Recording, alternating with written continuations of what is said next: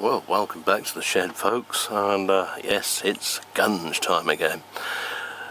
This is a slightly unusual Philips reel-to-reel. As well as having the usual clear plastic lid, it also has a pair of speakers that come with it that form the lid, and inside each of those is a 6-inch inside-out speaker of the later pattern with just the magnet on a pedestal rising out in the middle. Very strange things indeed. They shouldn't sound nice, but they do. Most peculiar. There's a bit of a sad story behind this one. It was bought by a chap up in North Kent, and he was going to use it. He got it at an auction. Well, however, when he got it home, of course, well, you can imagine what he found. The whole thing was full of rubber components which had just gone to goo. Philips are known for this, I'm afraid, and these early mechanisms like this are a bit of a sod to clean up. I can tell you that. I've got the flywheel there sitting in a cat's dish full of thinners because it's covered in black gunge. I myself have got black gunge here and there, as you see, and I'm having to be very careful holding the camera, let me put it that way. So I've already cleaned up the top side of it and got the counter to work again. Cleaned all the gunge out. It's very important to get rid of all that gunge, because if you don't, it can even try and attack any new rubber you put in.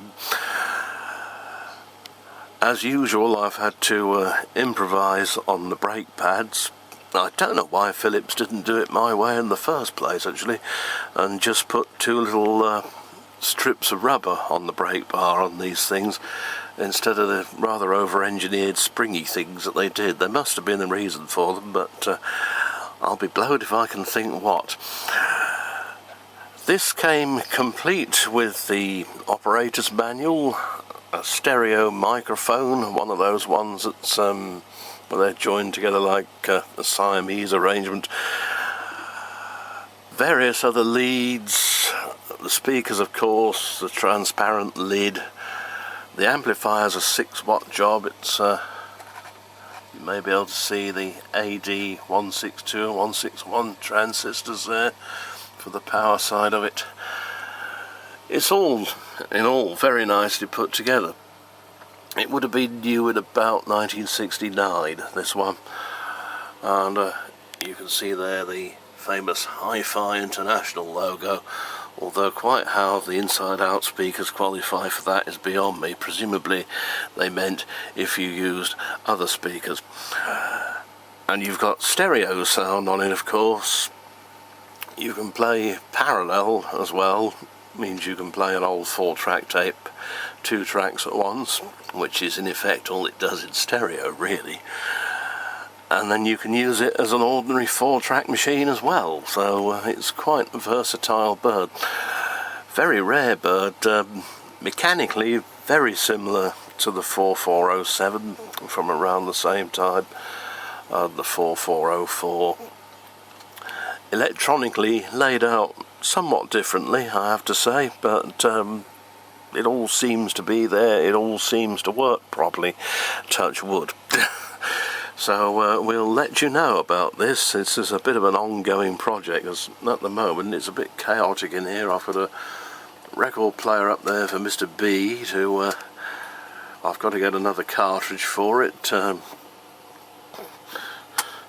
we've got this thing and some speakers for Mr. B down there, and I've just done Adam's Decca speakers up, and in return he was good enough to go and get this item for me from North Kent, because it's he's about in the middle, I suppose, distance-wise, between us and where the chap lived.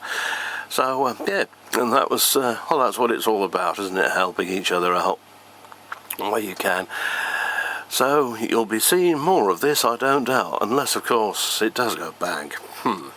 In which case, Lady Fortune 6 on our new eider down once again. See you soon.